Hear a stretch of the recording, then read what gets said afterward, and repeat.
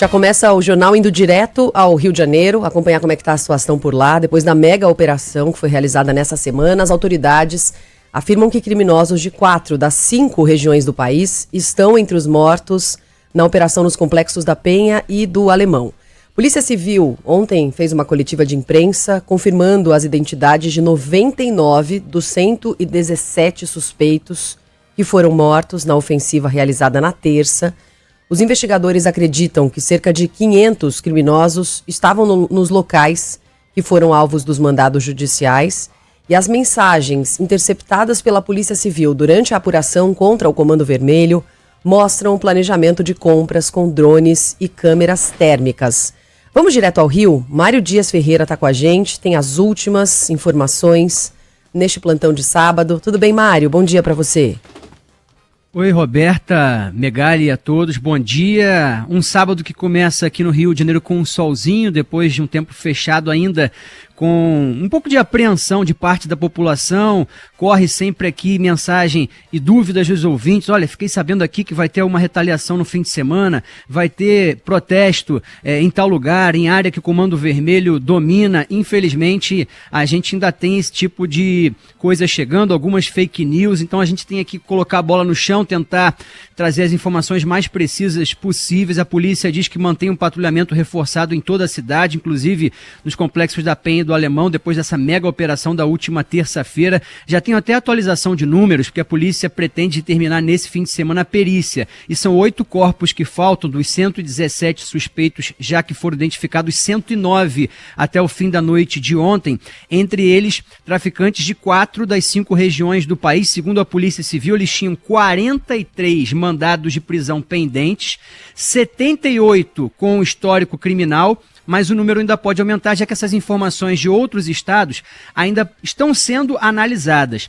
Pelo menos 54 dos criminosos mortos são oriundos de outros estados, 15 do Pará, 9 Amazonas, 11 da Bahia, 4 do Ceará, 2 da Paraíba, 7 de Goiás, 1 do Mato Grosso, 4 do Espírito Santo e 1 de São Paulo. O secretário de Polícia Civil, Felipe Cury, destacando que a base do Comando Vermelho no Brasil se tornou os complexos do Alemão e da Penha. Os complexos da Penha e do Alemão, até aquela retomada, aquela ocupação que houve em 2010, eram o QG do Comando Vermelho, apenas aqui no estado do Rio de Janeiro. Essa constatação de hoje aqui mostra que os complexos da Penha e do Alemão passaram a ser o QG do Comando Vermelho em nível nacional. São desses complexos que partem todas as ordens, decisões e diretrizes da facção.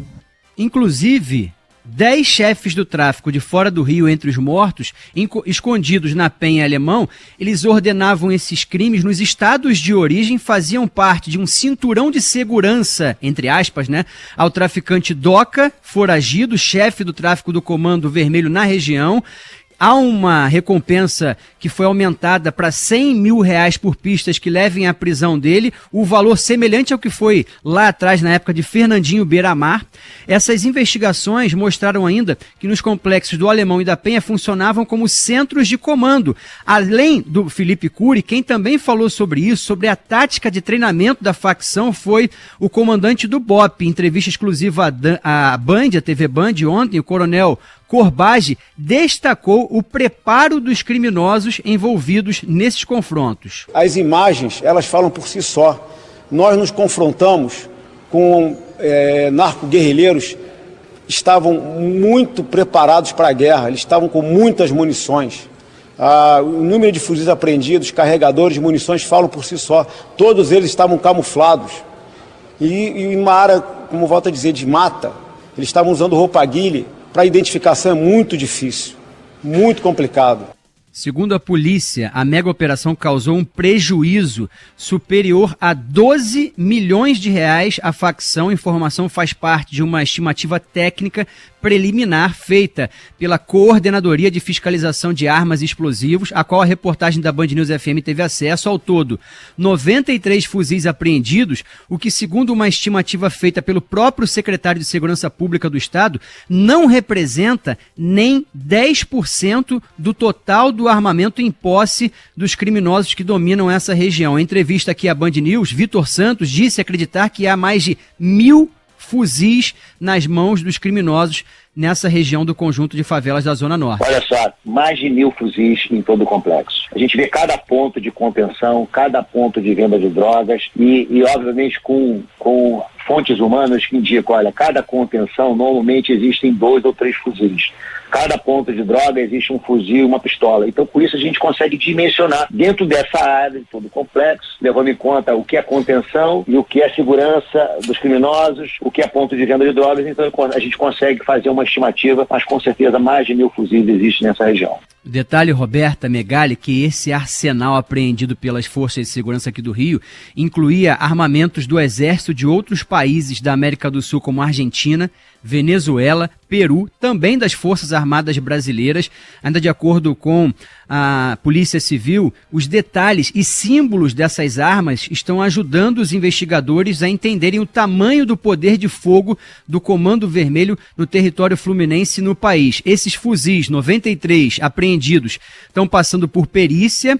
Havia inscrições numéricas também, a alusão 157, relacionada ao artigo do roubo do Código Penal. As investigações também apontaram que os números serviam para indicar que os fuzis pertenciam a uma quadrilha especializada nesse tipo de crime. Comunidade que movimenta cerca de 10 toneladas de drogas por mês, de acordo com as investigações. Lembrando que foi uma operação com 2.500 homens nos complexos da Penha e do Alemão. Tivemos também pessoas vítimas de balas perdidas.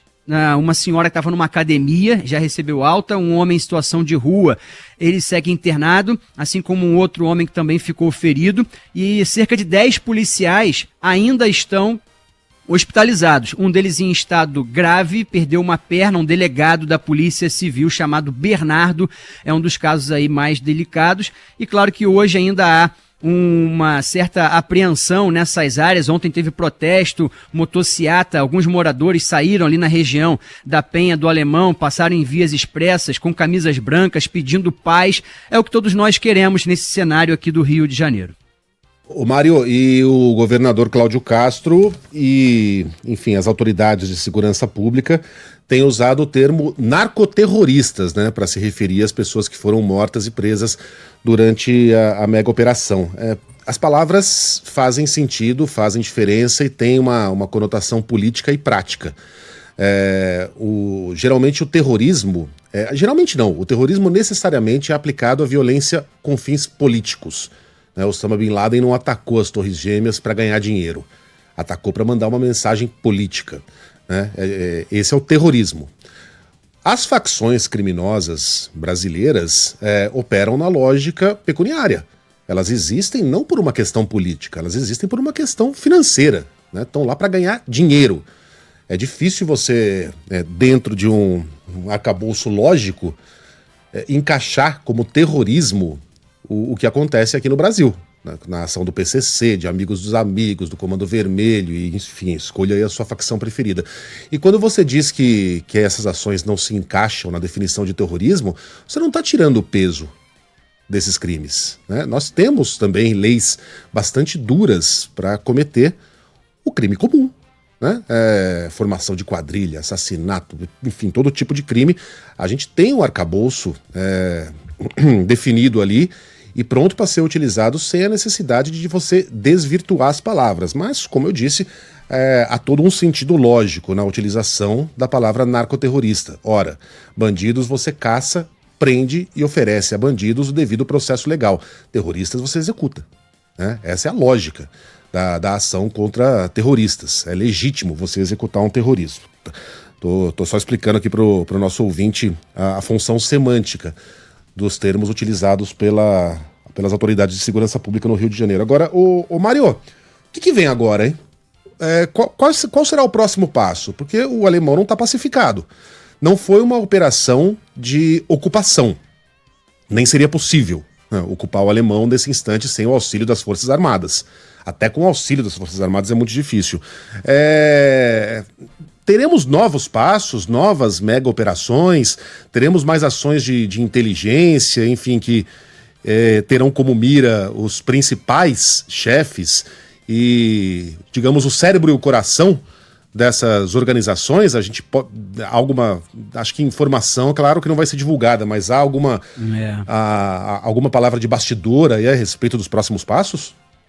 Essa operação ela foi planejada por mais de um ano, segundo as forças de segurança. O secretário ontem, Vitor Santos, em entrevista aqui à Band News FM, ele falou justamente isso. Não se trata agora, próximo passo, de fazer uma ocupação, porque não dá certo. A gente viu que há 10 anos, uma década, a UPP não deu certo e policiais ficam nessas áreas, ficam encurralados diante do poderio bélico e quem sofre é o morador. Aliás, Mário, relembre aí ao nosso ouvinte desse episódio tão emblemático do Rio de Janeiro, quando a gente teve a esperança, né, com aquelas imagens dos bandidos fugindo exatamente para aquela região de mata, né, onde aconteceu na Serra da Misericórdia. Ali a gente teve uma esperança de que alguma mudança importante estava acontecendo no Rio de Janeiro. Era um momento de esperança mesmo, né? O que aconteceu? Como é que, para quem está em outras partes do Brasil, por que aquilo não deu certo? Sabe o que aconteceu, Megali? As bases da UPP, que eram de containers, eram metralhadas por criminosos. O policial ia ficar lá como? Você ficar numa estrutura sem nenhum modo de segurança para você poder patrulhar. As viaturas, tudo isso. Então, assim, as UPPs que foram aqui no Rio de Janeiro, elas não trouxeram nada do lado social também. É o que os moradores pedem. Quem vive nessa região não quer que haja saída do BOP, que é a presença da polícia, mas a polícia circulando, não a polícia baseada. Inclusive, a gente tem aqui alguns pontos do Rio de Janeiro, não só nas comunidades, que, infelizmente, você não consegue manter o policial ali numa estrutura que seria para você ficar observando, porque elas são metralhadas, cara. Essa é a verdade. Cara, que loucura. As bases da UPP não tinham condições nenhuma. Isso a gente registrou várias vezes, né? Os criminosos, eles têm um domínio desse território, a chegada de bandidos de outros estados. Esse criminoso DOCA, ele tem vários caras que são ali, o gerente, segurança, o síndico do DOCA. É impressionante como tem troca de mensagens entre eles, que a polícia teve acesso, interceptadas pela polícia durante a investigação do Comando Vermelho, mostrando esse planejamento, compra de drone, câmera térmica. Como é que você vai, nesse cenário, a polícia agora com esse muro do BOP, que fez essa estrutura cercando todas as 26 comunidades dos complexos da Penha e do Alemão, conseguiu chegar ali ao ponto que os criminosos ficaram encurralados. Por isso teve aquele banho de sangue, para relembrar, né, a gente trazer aqui para quem está, de repente, hoje, querendo ver como é que foi essa semana inteira no Rio. Depois, aqueles corpos empilhados na Praça da Penha foram retirados por moradores. Ontem, nessa entrevista do comandante do BOP à TV Band, ao Rodolfo Schneider e ao Joel Datena, ele falou que os policiais chegaram às 5 horas da manhã e ficaram até às 22 horas, até às 10 da noite, tiveram que sair de lá, não tinha como tirar os corpos, que eles iam voltar ao longo do dia, só que antes disso, os moradores começaram a levar os corpos, saindo da mata, ou seja, a perícia fica prejudicada também.